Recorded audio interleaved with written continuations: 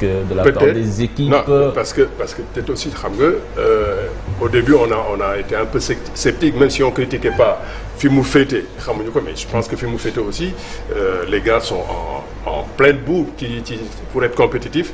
joué wuñu toute une saison ba sonn ba seen doole jeex et généralement sur tous les matchs on a vu vraiment état d'esprit boo xam ne ñëpp aller chercher la gagne. Rarement les matchs étaient extrêmement calculés et fermés. Chaque fois les équipes cherchaient à aller de l'avant, à aller chercher la gagne. Comme je dis, moi pour mon record mënul jege. Il manquait 6 buts avant le coup de sifflet d'hier. Il en manquait 9 avant petite finale bi. ñooñu def 2-1 mais 6 en finale. Je dis non record bi du temps. Donc quand j'ai vu hier Messi répondre, Mbappé répondre.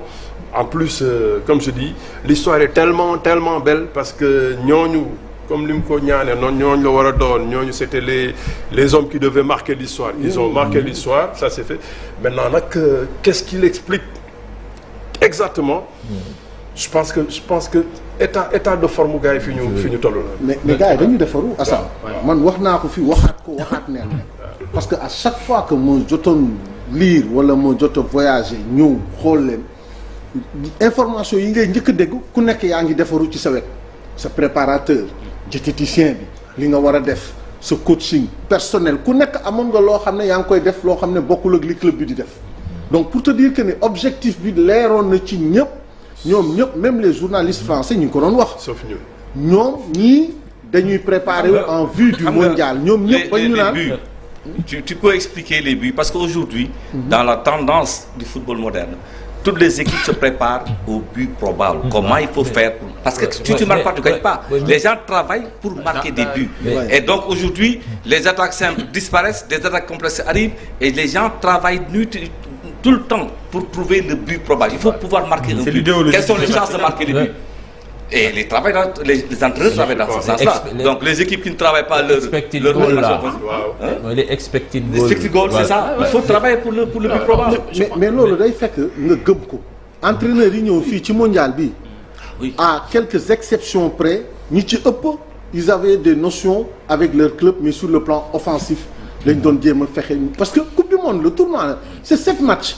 c'est pas un championnat où ça dure une éternité c'est pas 38 journées. non mais aussi am na benn paramètre boo xam ne aussi je pense que ça quand tu cherches dans le rationnel. VAR peut-être am na ci njëriñ bu bëri. VAR tax na. peut-être la doon tere. les pénaltys bëri maanaam.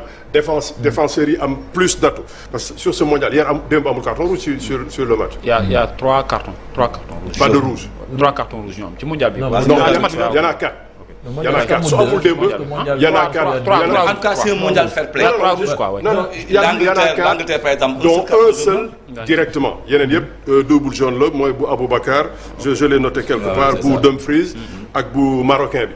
Donc ça veut dire que sur le plan fair play, sur le plan attention, attentat, agression, on fait ce qu'on veut, loolu yëpp su dañee mais ça dafay favoriser ñi bëgg a def le jeu. Mais tu as raison, ça c'est des aspects importants. mais loolu yàgg nañ ko wax depuis l'histoire de Schumacher ak Battiston ci la ñu ne il faudra protéger les attaquants parce qu'ils prennent trop de coups et on ne sait pas et on laisse jouer.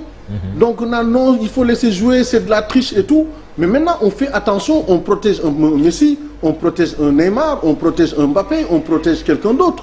Mais au moins, on protège le jeu. On protège le jeu, on privilégie le jeu. Et aujourd'hui, ça se ressent. Maintenant, les équipes sont outillées pour pouvoir attaquer, pour pouvoir marquer des buts. Et même sur les balles arrêtées, quand c'est compliqué. Le football a évolué. Parce que quand on parlait du catenaccio, le système italien, où vraiment on venait pour défendre et fermer, et non chercher à mettre un but par Paolo Rossi. Qui était favorisé par beaucoup d'agressions délibérées. Voilà, derrière, donc c'était ça. Mais maintenant, on privilégie le beau jeu. Parce qu'après tout, il faut quand même qu'on se dise les choses. C'est un spectacle. Les gens viennent voir un beau spectacle. Je dirais même pas le beau jeu, mais le jeu efficace en fait. Parce que voilà, c'est un jeu. Mais le beau jeu aussi, je me dis ça. Une partie du beau jeu commence à disparaître en fait. Ah, mais aujourd'hui, voilà. On a vu du beau jeu. Oui, on s'est régalé. En un certain moment. Il y a eu 3 buts exceptionnels. On s'est régalé. Mbappé et les 2 buts argentins. Le deuxième but argentin, Non, mais légal. Non, c'est un même le troisième, bien que mais c'est un but d'école. C'est un but d'école. C'est un but à la d'habitude le beau jeu il y a des équipes yoo xam ni ci seen ADN dañ doon ñëw pour indi le beau jeu du début à la fin mais fii ci sur des phases sur des actions précises fa la ñuy génne benn action pour dugal but mais pour rejoindre un peu coach li mu wax sànq dans ce football moderne là bon je pense que les objectifs sont détournés en fait vers le résultat immédiat c'est-à-dire comment faire pour marquer un but te foofu laay rejoindre encore la France qui aujourd'hui reste une équipe très très très efficace sur ce plan là xëy na coach foofu dama ko démentir parce que en fait l'objectif est assez clair en fait comment faire pour marquer un but te loolu gëm naa ne tey ça a pris le dessus sur les équipes aujourd'hui qui ont essayé de jouer sur des phases tactiques. Il y a eu quand même quelques cartons dans cette compétition. Espagne, Costa Rica, je pense que c'était 8 ou 7-0. Pays-Bas, non, mais avant, il y a l'Angleterre qui a battu 6-2 l'Iran. Allemagne aussi, Costa Rica, il y a eu beaucoup de buts. Je pense que yooyu yëpp tamit te bokk na ci mais c'est des équipes qui ont progressé et qui ont su se remettre dans la course, hein. Même si c'est paraissait évident de rencontrer les grandes nations du football contrairement aux petites équipes émergentes, mais n'empêche après pendant le tournoi on a vu quand même que c'est des équipes qui cherchaient à jouer. La preuve, Costa Rica s'est remise en question à un certain moment. Elle avait éliminé Espagne et Allemagne. Mais carrément on se disait les 7-0 de l'Espagne c'était une vieille histoire. mais man aspect bi ma bëgg ñu wax ci te daf ñu concerner directement même parce que fii équipe yu Ligue 1 yi même en Europe coach yu bari dañ koy casse c'est le temps de jeu effectif. Gis nañ ni ci coupe du monde bii c'est quelque chose qui a été respecté à la lettre surtout ci premier tour il y a eu des matchs yoo xamee ni dafa am 10 minutes d'arrêt de jeu il y a eu beaucoup de buts qui ont été marqués ci temps additionnel boobu nga xamee ne en temps normal on a des mi-temps de 55 minutes des mi-temps de 55 minutes avant ça mais c'est tellement important li nga wax xam nga keroog c'était un match de deuxième division j'étais allé voir avec le Duc mais c'est-à-dire que les gens ne jouent pas sur les 45 minutes tu pars de goal c'est-à-dire que c'est 15 minutes de jeu peut-être de ballons qui circulent donc loolu moom dañu am liggéey bu bare bu ñu war def fii mooy maanaam suñu équipe yi booy xool bu ñu génnee compétition sax moment yooyu la ñuy sonné c'est-à-dire que au-delà de la 60e minute il y a plus de répondants parce qu'ils ne jouent pas. mais te yemul foofu gis nañu par exemple Égypte Coupe d'Afrique bi parce que gis nañu mu def ba dem finale match yi da koy casser. mais c'est du n'importe quoi. mais Amara Traoré mos na ñëw génération foot ñuy joué ak ñoom génération foot Linguère ma ne ko Amara xanaa yow yaay Égypte tey. góol bi mooy commencer di tëdd ba ci attaquant bi. non il faut arrêter ces choses-là. non c'est-à-dire que il faut que les entraîneurs exigent de jeu que les arbitres exigent également de jeu. chrono bloqué comme basket chrono bloqué. boo tëddee ou bien li nga xam ne FIFA imposé na ko ci mondial bi. parce qu'en fait la répercussion c'est au niveau des compétitions internationales. tey booy. non pas le niveau. les petites catégories souvent dañuy pêcher ci côté boobu. nag mën nga dem ba match bi dem ba 70 minutes 80. mu am des répercussions physiques négatives donc je pense que loolu déjà ñun je me dis que même journée yi ñuy jouer bon sooy seet c'est déjà on n'a pas un nombre d'équipes assez conséquent ba pare nga dolli ci joueurs yi di daanu ci terrain bi di ci def lu ci bokkul donc tu perds en termes de temps de jeu te loolu joueur bi bon individuellement ñoom seen bopp lañ koy def. moi je pense que ce sont des leçons à tirer sur le temps de jeu là le temps de jeu il faut que ñu décompter systématiquement. Est-ce qu'on a besoin de temps de jeu? Vous êtes des formateurs, Lamine. Il y a des choses, moi personnellement, moi je suis plus rien. Mais c'est ce que je dis. Mais moi, tu joues dans ce que moi je fais, mais tu fais ce qui se fait de mieux. Amul tëdd, amul animosité. Le gardien là-bas, tu vas le saluer. Kii su dugalee bi da nga koy applaudir. Da ngay jàng football. L'esprit. Mais ça c'est nous. ñëpp ñiy jege équipe. Moi je mets ma main à Wakam, va te renseigner ku ma jege. wala boog nga sax boole ma ci lu may seetaan da ngay def yëfu nit wala parce que yenn yi mënu wax sax mais Assane permets-moi excuse-moi de te couper mais loolu c'est une goutte d'eau dans la mer quand tu vois le comportement de certains gamins quand tu vois ce qui se passe dans les navétanes ça se répercute dans notre football national mais li Assane wax dëgg la c'est-à-dire que responsabilité mooy moi j'ai beaucoup apprécié l'entraîneur du Casa Sport qui exige le jeu. C'est-à-dire qu'il faut que les gens exigent à tous les niveaux le jeu. Que man entraîneur Linguère, moom entraîneur Casbah, ñu exige le jeu. Cheikh hors sujet dañ fi fanaan. Non mais là on est dans le sujet parce que li andi li yokk but Temps je de suis jeu. persuadé que loolu bokk na ci. parce que Bokk na sax. temps de- J'allais te répondre daf ci- avant mondial 90 bi, minutes, quand tu tu regardes vois en 100 moyenne minutes. le temps effectif. 10 minutes de plus. C'était- Les Pays-Bas contre l'Argentine, ils ont égalisé la 99e. Mais bien sûr. mais de base je pense que idée bi VAR Parce bi que- la woon idée bi je pense que VAR bokkoon na ci lu tax FIFA génne idée boobu noonu pour jéem a renforcer un peu temps additionnel mais ils ont corrigé d'autres lacunes mooy yi ngay wax ni c'est-à-dire yenn fait de jeu yu ndawaan yi ñu rattrapé ko ci temps additionnel mais loolu nu ñuy def ba transposer ko dans nos championnats locaux foofu la problématique bi mais nekk. mais c'est-à-dire que ñun dañuy copier. mais da ngay copier lu baax. tout à fait li xam nga idée bi nga joxe xam nga mais xool nañ idée ne bi nga fii joxe mooy bloqué boobu noonu je pense que loolu xëy na mën na nekk solution. Donc c'est Parce que difficile de si tu faire bloques- même si on bloque en pas football. mais au moins Mais il faut décompter qu'on soit- certains trucs mais déjà. am na ci loo xam ne dañu war a jël ne loolu mooy logique joueur bu tëdd arbitre bi dafa war a mën a arbitrer dans l'esprit xool ne kii tëddam bi mu tëdd du tëddu dara gaañuwul dara jotu ko c'était pour casser le rythme du match ma sanctionné ko yokk ci plus 2 minutes day rey temps ko tëddal gaañul il génnal faut li Assane wax am solo il faut que dans l'esprit nga def comme di mbër yi di def yàlla na la yàlla may wér may ma wér donc boo ñëw si ak en compétition c'est pour que ngeen confrontation sportive kii gën a mën a daw kii gën a mën a dóor kii mën a gën a dribbler mais c'est ça le football mais les gens ne viennent pas pour benn bu ndaw dootuma seetaan nawetaan dans mon quartier sama cité foofu où j'ai déjà fait quelque chose ñu may wax benn boy suñu neveu il est bon mais dafa naqari direct day xuloo je passe le soir 23h di ñibbi ataaya je dis kii mooy footballeur ñu ne ma je dis qu'est-ce que tu fais ici ak ñi ataaya demal nga tëddi 6h du matin nga dawi ji soo demee ci terrain comme aay nga ton défenseur dee ko may ndox dee ko nuyu mais da nga koy rob saa yu la gaañee nga jóg nuyu ko bu ma déggatee nga ne mer nga wala parce que def nañ la dara je t'interdis d'aller jouer au foot moi c'est ça que je connais donc je me dis liggéey bi dafa sori trop mais ñiy cautionné sax dem nawetaan góol di tëdd wala nga ne da ngay saaga keneen parce que il est plus fort que toi moi déjà je faisais pas ça moi mes joueurs da ngay entraîner 10 fois l'état d'esprit ba temps la ca latéral moom su fekkee ne génne wuñ ko 60e yow tu n'as pas fait un bon match 60e mu ñaan ndox ñu génne loolu man loolu la mais il faut exiger le jeu Absolument. tout se passe dans le jeu weesu les entraîneurs doivent y veiller il faut qu'ils exigent le jeu les arbitres protègent le jeu que les joueurs eux-mêmes s'exigent le jeu parce que c'est des joueurs de football mais ñoom ñoo leen war a éduquer ci loolu. dañ leen war a éduquer ci loolu parce que aussi tamit. ñi nekk responsable ci club mais ñoom ñoo war a prôner loolu d'abord. ñoom ñoo ko est-ce que souvent duñ joxe consigne sax. mais bien sûr quand tu vas à l'extérieur rek automatiquement tu viens tu casses le jeu.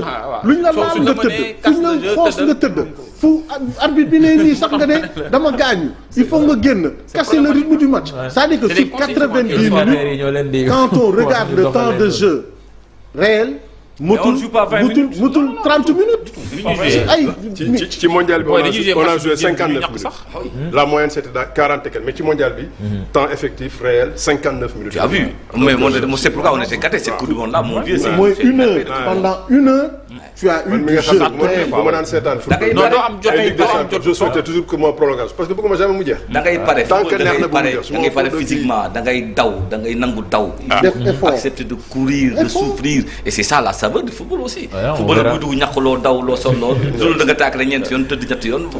bon on va voir si dina continuer bon d'habitude championnat Angleterre lay faral di gis arrêt de jeu yu bari yi ñoom ñu ngi koy faral di def quoi. mais puis là-bas ça triche moins là-bas ça joue. mais le corps arbitral dañu war a gëstu ci lii parce que lii c'est un signal fort parce que tout le monde se plaint le corps arbitral tey war nañu jël ñoom it évaluer les résultats de cette coupe du monde dañuy évaluer les bons aspects doivent déteindre sur tout le football national war nañ ci gëstu bàyyi ci xel parce que les gens se plaignent da ngay dem stade ñu naan la après ñu ne la non arrêt de jeu yi 5 minutes ci match boo xam ne tëdd nañu 20 fois.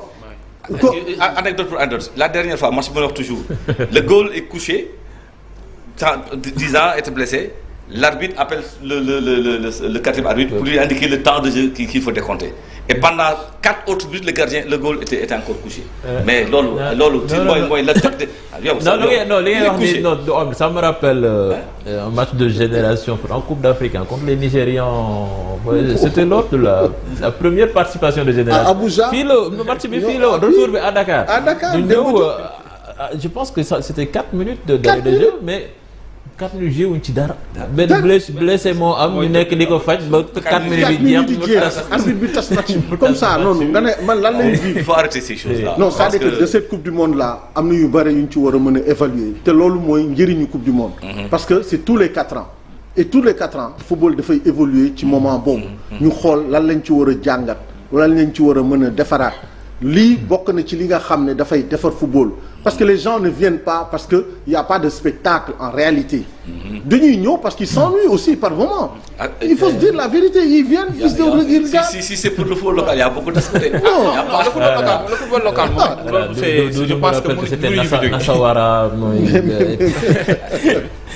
équipe bu doy waar non c'était l'un des bons points donc de cette Coupe du Monde le temps de jeu effectif comme vous l'avez souligné en tout cas le président de la FIFA lui est clair Gianni Infantino dit que cette Coupe du Monde c'est le meilleur de l'histoire. Ah oui. Meilleur dans l'histoire en termes d'organisation mais bon mais moi je suis pas contre il y a beaucoup de points positifs dans cette Coupe du Monde là mais effectivement on aura beau dire peut-être qu'il y a des points négatifs par rapport à l'ambiance et où mais sur le plan de l'innovation voilà pour un pays de presque 3 millions d'habitants qui a réussi à organiser une Coupe du Monde sans violence sans rien, où on a vraiment produit du jeu. Les gens se sont régalés, se sont fait plaisir. Beaucoup de fair play. Moi, avec la franchement, logistique, je me dis que c'est une réussite. C'est le point logistique même qui m'a trop marqué. Parce qu'en fait, dans ces compétitions, souvent tu entends parler de mauvaises pelouses, donc d'un problème d'accueil des supporters et tout. Mais je pense que le Qatar a réussi énormément de bonnes choses. Parce qu'en fait, même les supporters qui sont partis ont été très bien accueillis avec un protocole d'accueil qui a été préparé à partir de l'aéroport jusqu'à l'hôtel.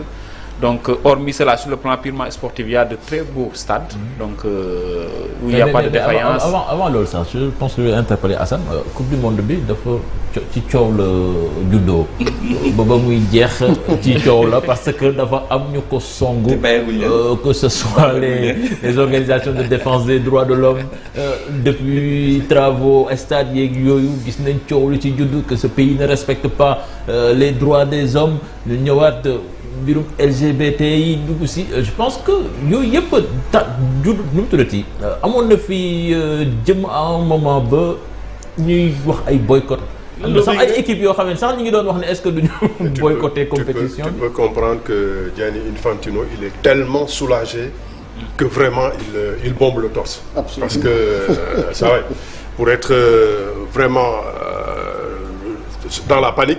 Avant mondial bi personne n'était serein, personne n'était tranquille. Mais comme on dit, c'est à la fin du bal qu'on paye les musiciens. À l'arrivée, wax dëgg yàlla sedd nañ ko ci gaalu xaj lekku ci. Même les plus grands droits de l'homme ñi demoon sax ba bëgg a boycotter mondial bi. France entre guillemets am na ñu bari ñu boycotté mais dellu si waat. waaw mais naka la ñu mujjee seetaan nañ.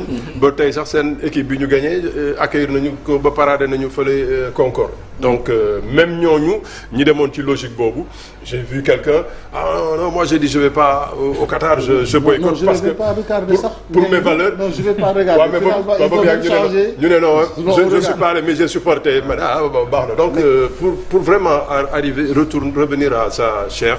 Je pense que ça va mun na wax ne il a réussi le meilleur mondial. Bon, c'est de bonne guerre aussi parce que déwén mu ngay dem élection il faut que mu mun a parader wu ci loolu. Mais quand tu vois ce qu'il y a eu, je sais pas maintenant les chiffres, est-ce que c'est vraiment fiable? Ils ont battu même les records en termes de spectateurs de ce qui s'est passé en 2018 en Russie. 3,27 millions de spectateurs ont regardé ce mondial alors que c'était 2,45. À un moment, non, 2,45 la premier tour, 2,17 bële mondial bële. Ça veut dire que vraiment. Mais dans le stade de TF1, TF1 pour la finale d'hier, ils ont fait 24 millions. Et le pic pendant les tirs au but, ils ont été jusqu'à 29 millions pour une population de 65 millions d'habitants. Donc ça veut dire que donc pour moi, cette affaire-là, c'était une affaire franco-française. Parce que ñoom ñoo ñu indi toujours ci ay débat. Parce que les migrants yi nekk seen dëkk duñ ko wax.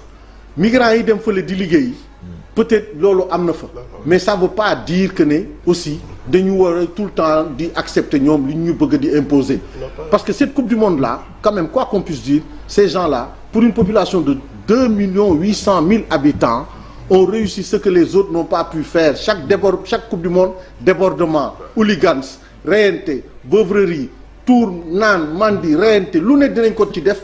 Imposer ko ba pare ñuy régler nañu seen problème. Ils ont des valeurs, ils ont des vertus. C'est une belle réussite. C'est un pays musulman. C'est une belle réussite.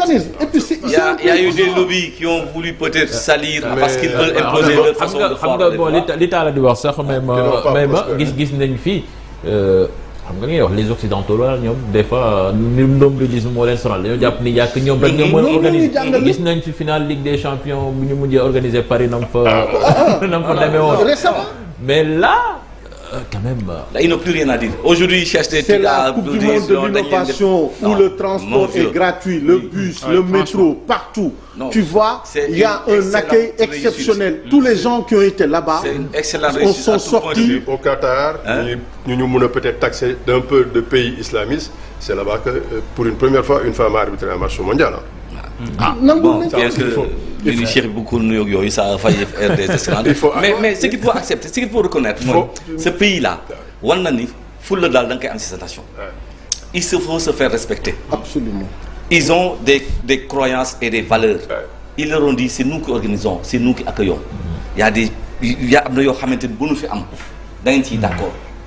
Vous ne pouvez pas vouloir imposer des comportements quand même déviationniste à un monde entier quand même. Mais moi je pense que on devrait porter plainte contre ces gens-là pour agression contre l'humanité.